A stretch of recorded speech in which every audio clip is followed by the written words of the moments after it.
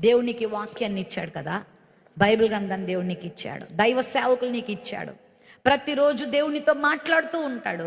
నీవు ఈ వాక్యాన్ని అనుసరించాలి. వాక్యాన్ని వింటా ఉంటే, వాక్యాన్ని చదువుతూ ఉంటే వాక్యం నీకు అర్థమవుతూ ఉంటుంది. వాక్యాన్ని అనుసరిస్తావా?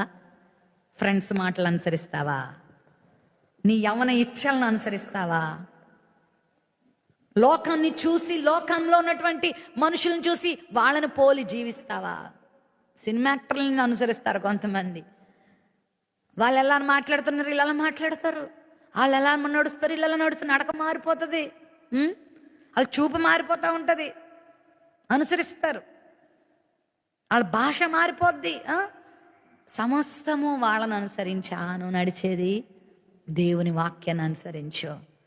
వాక్యం చెప్పినట్లుగా ప్రతిరోజు మోకాళ్ళ మీదకి వచ్చి, ప్రభువా నీ వాక్యాన్ని నాకు బోధించు, నీ చిత్తాన్ని నాకు బోధించు, నీ వాక్యం నేను అనుసరిస్తాను.